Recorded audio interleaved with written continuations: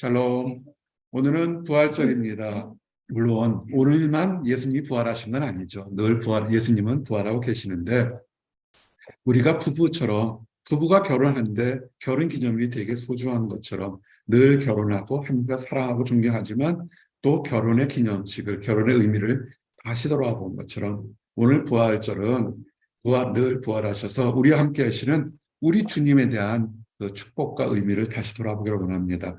우리 샬롬 외치면서 마가복음 16장 1절부터 16절 말씀을 통해서 부활의 의미를 좀 나눠보기를 원합니다. 함께 샬롬하고 외치겠습니다. 샬롬.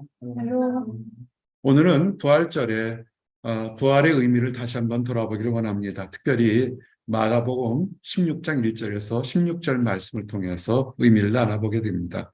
부활절에 관한 말씀은 성경 여기저기 있어서 다양한 메시지가 있습니다. 오늘 특별히 마가복음 16장을 중심으로 빈 무덤, 이것이 예수님의 부활은 역사적인 사실이요 객관적인 사실인 것을 증거하기를 원합니다. 그런데 이런 부활을 지금도 믿지 못하는 제자들, 그 당시 제자들, 지금의 교회 다니는 성도들도 있습니다. 그리고 부활하신 예수님께서 우리에게 주신 사명, 만민에게 복음을 전하라. 이 세 가지 주제로 말씀을 증거하기를 원합니다. 첫 번째, 빈 무덤입니다. 마가복음 16절 1절에 보면 안식일이 지남에 막달라 마리아와 야고보와 어머니 마리아와 또 살로메가 가서, 이 막달라 마리아와 어머니 마리아는 예수님이 십자가 달려 죽으시는 그 순간의 마지막 증인이 되었습니다. 근데 이들이 안식일이 지나면 현재 우리가 얘기하는 주일, 일요일을 얘기하는 것입니다. 일요일 날 아침에 향품을 사두었다가, 왜냐하면 사람이 죽으면 굉장히 썩는 냄새가 나오고 또한 그 악한 냄새가 나와서 향품과 그 고인을 제대로 보관하기 위해서 여러 가지 그런 향품들이 있었습니다. 그러니까 지금 이 가장 예수님을 가까이서 봤고 막달라 마리아처럼 예수님 안에서 귀신을 쫓겨난 기적을 체험한 사람들까지도 예수님은 육신이 죽었다, 완전히 죽었다 생각해서 제사 향품을 가지고 지금 무덤으로 가고 있는 것입니다. 그러니까 누구도 예수님이 죽었다는 것을 의심하지 않았습니다. 왜 이 말씀이 중요하냐면 못된 사람들은 예수님께서 가사 상태, 이렇게 기절 상태에 있었다, 깨어났었다고 하는 것을 그렇게 거짓말을 참 많이 했었습니다.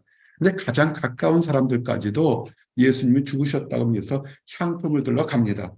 그런데 우리 안식구 첫날 매우 일찍 그럽니다. 그래서 한국에서 교회를 다니시는 분들 보면 부활절 새벽 예배를 드리죠. 그 이유가 여기 있습니다. 안식 후 첫날이니까 주일이 되죠.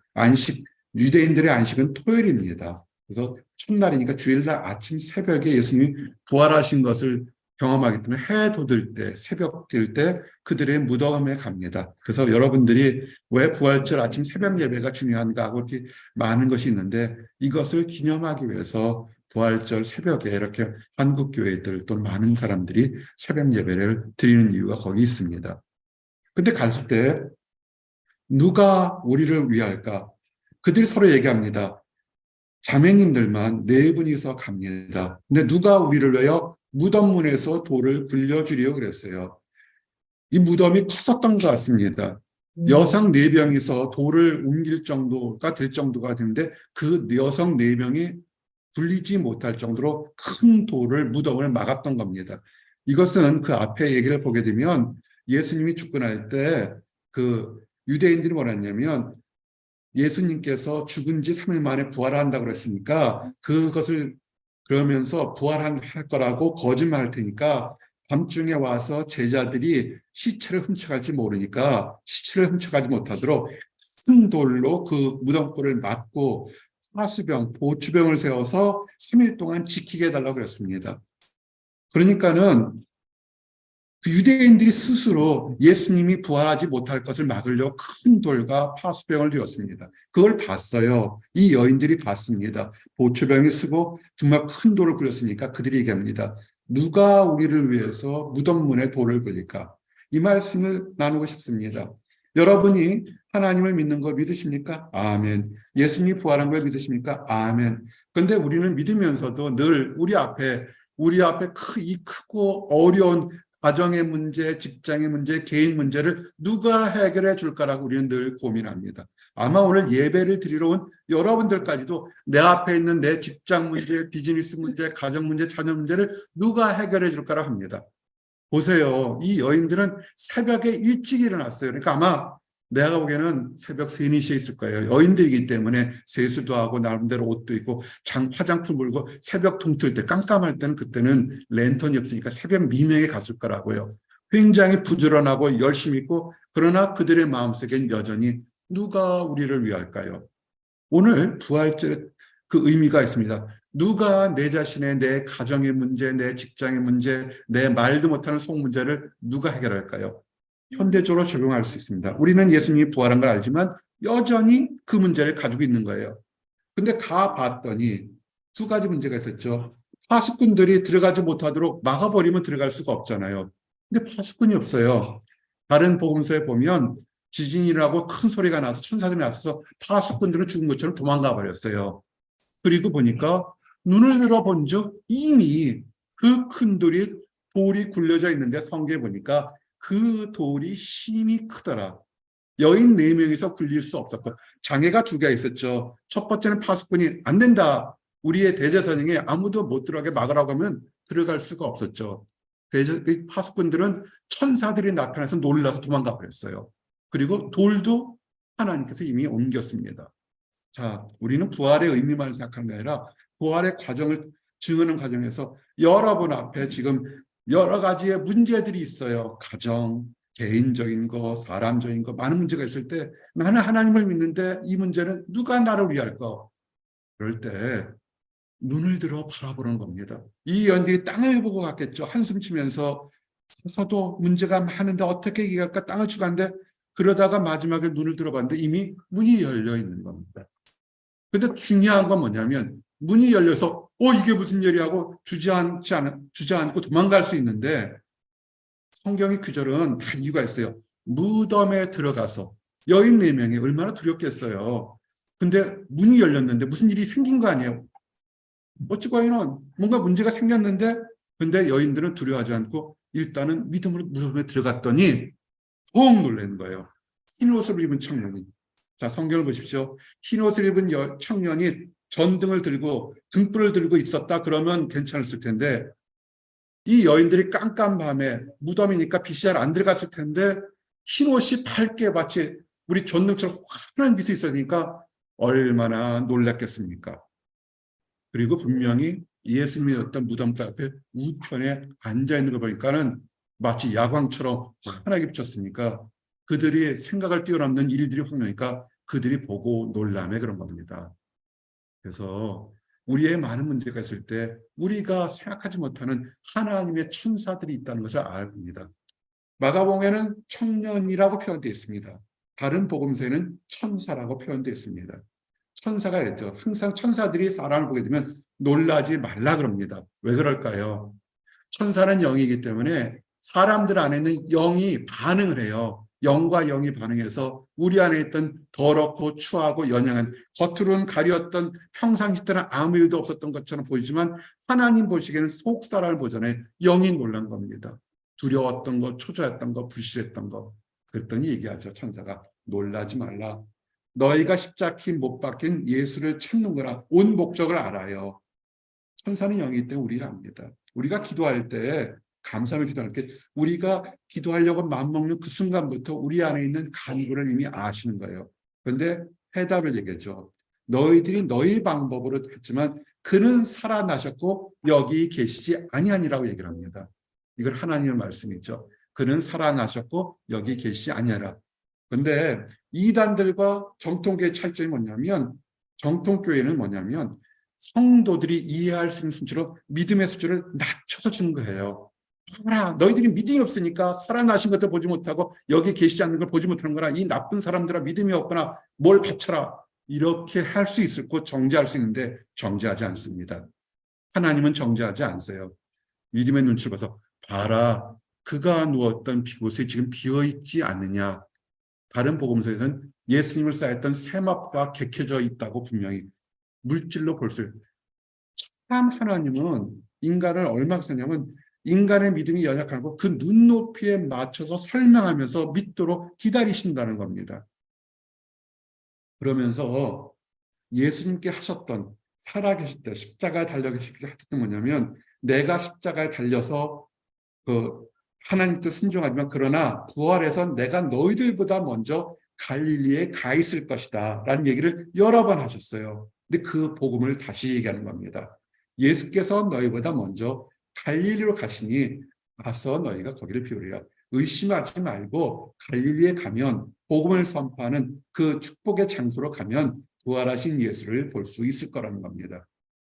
누가 우리를 위하여 도를까? 누가 내 문제를 해결할까 할 때 문제를 보지 마시고 문제를 해결하시고 이미 축복을 예비하신 부활하신 우리 주님을 믿으시기 바랍니다. 거기서 우리 주님을 볼 수 있다는 것입니다. 그런데 어떻게 했어요? 이제는 너무 놀랍잖아요. 여자들이 몹시 떨며 놀라서 도망합니다. 그러면서 너무 놀라니까 아무에게도 이게 믿어지지 않잖아요. 그 여인들, 믿음이 좋은 여인까지도 믿어지지 않습니다. 하나님은 우리가 어떤 놀랍고 어려운 도전일 때 믿음이 부족한 것을 책망하지 않아요. 알아야 우리의 연약함을 아십니다. 그래서 한 번 더 기회를 주시죠. 어떻게 주십니까? 다른 여인들은 다 도망갔어요. 어머니도 막 이게 무슨 일이냐고 다 제자였던 베드로 있는 곳으로 갔는데 가장 힘들었던 사람 막달라 마리아가 무덤 곳을 떠나지 말고 울면서 찾습니다. 우리 주님 어디 갔나?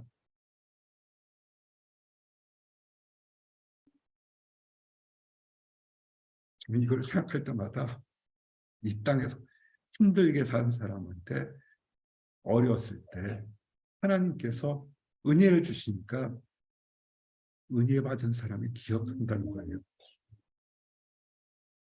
막달라 마리아가 귀신이 하나도 아니고 7 귀신이었잖아요. 얼마나 힘들었었고 얼마나 사람 대접 받지 못했을까. 근데 주님을 만나서 귀신을 쫓겨난 다음에 다른 어머니까지도 그 자리를 떠났는데 마리아는 떠나지 못해요. 이것이 마리아에게 가장 먼저 보이셨던 것입니다. 우리가 가끔 그래요. 하나님을 믿는데 왜 나에게 이렇게 힘든 일을 주십니까? 어떤 사람 믿는 사람들도 저 사람은 왜 이렇게 뭐가 믿음이 부족해, 뭐가 정죄할 수도 있고 연민에 가질 수 있는데 그 사람이 하나님 앞에서 올바른 교제를 가지면 부활하신 예수님을 가장 먼저 막달라 마리아처럼 사실은 힘들고 어려운 사람에게 하나님은 더 말할 수 없는 탄식으로 옆에 계셨던 겁니다. 로마서에 뭐라 했습니까? 성령께서 말할 수 없는 탄식으로 우리를 위해 기도드리면서 더 잘못될까 봐, 더 안 될까 봐, 막달라 마리아가 하나님의 은혜를 받는다 혹시 잘못될까 봐 참 초조하게 되었다가 막달라 마리아에게 먼저 보인 걸 보면서 이 땅에서 대접받지 못하고 이 땅에서 유명하지 못하더라도 우리가 소망을 가질 수 있는 것은 이 땅에서 하나님께서 연약한 자, 부족한 자를 얼마나 더 우리를 안타깝게 생각하시는가를 알 수 있습니다. 그래서 마리아는 그 누구도 보지 못했던 부활의 첫 기쁨을 예수님과 만나서 교제하는 것을 알게 되죠. 보세요. 그 다음에 마리아가 얼마나 놀랐겠습니까? 길 막 달려가서 예수님 한 사람 들어가서 슬피 울고 다른 사람 다 슬피 울을 때 마리아는 가장 먼저 기쁜 소식을 전하는 겁니다. 주님이 부활하셨다. 그래서 인생에서 이 부활의 의미는 여러 가지가 있습니다. 이 땅 살아갈 때 힘들고 어렵다고 사람들이 뭐라고 할지 모르겠지만 그것은 하나님 눈에는 다른 거예요. 하나님은 다른 관점으로 연약한 사람을, 힘든 사람을 보호한 겁니다. 예수께서 살아내셨다고 할 때 수제자란 제자들 아무도 못해요. 마리아에게 보이시다는 걸 믿지도 못하는 겁니다. 그런데 이것이 우리들의 모습인 것 같아요. 연약하죠. 그리고 마가복음에는 사실 누가복음에 잘 나왔지만 엠마오로 가는 2 제자들이 있었습니다. 하나는 그 제자들을 믿는 중에 한 사람은 나옵니다. 한 사람의 이름은 나오지 않는데 그들이 낙심해서 한 8km 정도 된다고 그래요. 예루살렘에서 엠마오까지 가는 길에 그들이 그 8km 가는 길에 낙심으로 따라갑니다.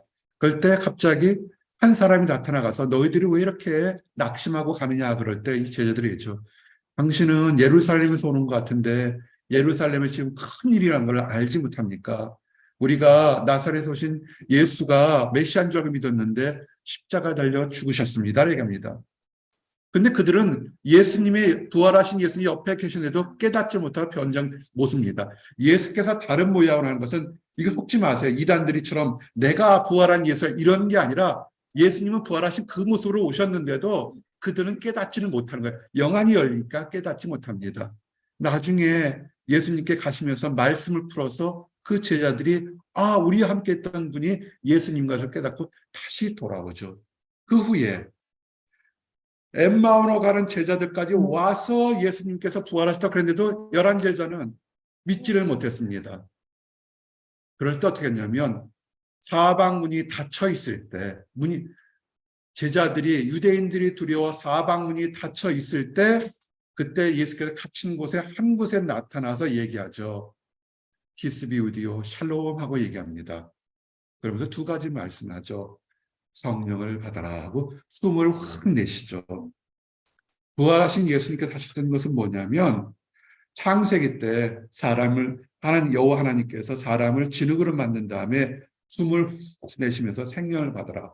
그래서 사람은 여호와 하나님과 교제할 수가 있었습니다. 그러나 죄 때문에 단절이 됐는데 예수님께서 십자가를 지고서 휘장이 갈라지는 그 상징이 뭐냐면 이제는 사람이 여호와 하나님과 다시 교제할 수 있는 성령을 받을 수 있는 것이 된 것입니다. 그래서 우리가 기도할 수 있는 거예요. 이게 예수님께서 오시지 않았으면 우리 기도는 아무 의미가 없어요. 대제사장이 들고 가야만 됩니다. 그러면 두 가지를 얘기하죠. 예수님의 살아계심을 믿으며 복음을 전하죠. 그러면서 얘기를 하죠. 너희들이 완악한 것, 살아계신 하나님을 믿지 못함을 얘기합니다. 무엇이 가장 큰 죄일까요? 인간 살면서 많은 죄가 있지만 그러나 으뜸이지는 지금도 부활하신 하나님을 믿지 못하는 것을 우리 예수님을 믿지 못하는 그것이 가장 큰 죄악인 것입니다. 다른 죄악들은 용서받을 수 있죠. 그러면서 얘기를 하죠. 내가 부활했으니까 만민에게 복음을 전하라. 이 복음은 뭘까요? 예수 믿으면 잘 먹고 잘 산다. 그것이 아니죠. 예수님께서 십자가를 지고 죽은 가운데 다시 부활하시기 때문에 우리의 모든 죄가 용서받고 우리가 예수님 앞에 얘기하면 예수님이 하나님 앞에 나가서 기도할 수 있고 하나님의 자녀가 되고 천국에 갈 수 있는 이 기쁜 소식을 전하는 것입니다. 그래서 얘기를 합니다. 믿고 세례받는 사람, 세례 침례는 되게 중요한 겁니다. 의미 없이 받으면 아무 의미가 없어요. 그건 목욕탕에서 들어가는 것 똑같습니다. 예수님이 부활하신 것을 인격적으로 믿고 그 많은 사람들 앞에서 어떤 사람은 혼자 믿고 구원받을 수 있는데 그거는 아니에요.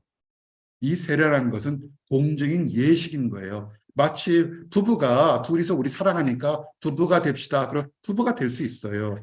그렇지만 마치 이것은 세례는 뭐냐면 하나님 앞에서 사람들 앞에서 결혼식에 구청이든 가서 사인도 하고 혼인신고도 하고 많은 사람 앞에 결혼식 것처럼 내가 이제 이 사람과 둘이 부부가 됐음을 알리는 것처럼 세례는 그런 겁니다.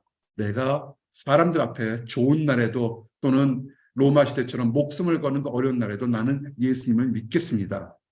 그리고 예수님을 믿습니다 하는 것, 그런 사람은 구원을 얻을 것이고 믿지 않는 사람, 교회문을 아무리 열심히 다니더라도 예수님이 부활한 것을 인정하지 못하면 그것은 정죄를 받을 수밖에 없는 것입니다. 이제 말씀을 정리합니다. 사복음서에서는 예수님 부활에 관한 얘기들이 많이 나오고 있습니다. 특별히 마가복음 16장의 말씀을 통해서 빈 무덤, 이 빈 무덤은 예수님이 완벽하게 죽으셨다가 부활하신 것을 증거한 것입니다. 그리고 부활을 믿지 못하는 제자들이 있습니다. 어떤 사람들이 얘기합니다. 나는 아직도 믿기가 어려워요. 그걸 너무 죄책하지 마십시오. 사람이 연약해서 믿어지지 않을 때가 있습니다. 그러나 말씀을 통해서 말씀을 묵상했을 때 우리가 하나님이 지금도 우리의 주님이 부활하신 것을 알 수가 있습니다. 여러분이 예수님이 부활한 걸 안다면 우리가 해야 될 것은 믿지 않는 가족과 이웃들에게 복음을 전하셔야 됩니다. 그것이 중요한 것입니다. 그럴 때 여러분이 구원받고 여러분의 가족들 이웃도 구원을 받을 줄 믿습니다. 기도하시겠습니다. 하나님 감사합니다. 우리의 모든 죄와 허물을 위해서 십자가에 달려 죽으시고 약속하신 것처럼 장사한 지 3일 만에 부활하심으로 인하여 감사합니다. 우리 주님의 부활하심으로 우리의 연약함이 치유받고 우리의 죄가 용서받고 우리가 하나님의 자녀가 되는 특권과 은혜를 받게 하심 감사합니다. 어제도 부활하셔 계시고 오늘도 부활하시고 내일도 우리와 함께 하시는 우리 주님이 함께 계심을 인하여 감사합니다. 근데 아직도 우리 주님의 부활하심을 의심하거나 아버지 깨닫지 못하는 사람들이 있습니다. 주님께서 그 사람들도 안타깝게 여기신 줄 압니다. 제자들이 부활하신 예수님을 보고도 믿지 못했던 것처럼 사람들이 연약해서 의심이 많아서 깨닫지 못합니다. 우리들을 믿고 하나님의 자녀로 삼은 것들은 우리도 의심했었는데 하나님의 사랑으로 예수님을 믿는 사람이 됐던 것처럼 이제 믿지 않는 사람들, 의심하는 가족과 이웃에게 사랑의 손을 내밀어 하나님의 복음의 대열에 동참하도록 허락하여 주시옵소서. 함께 천국에 들어가도록 인도하여 주시옵소서. 늘 감사드립니다. 예수 그리스도 이름 받들어 기도했습니다. 아멘.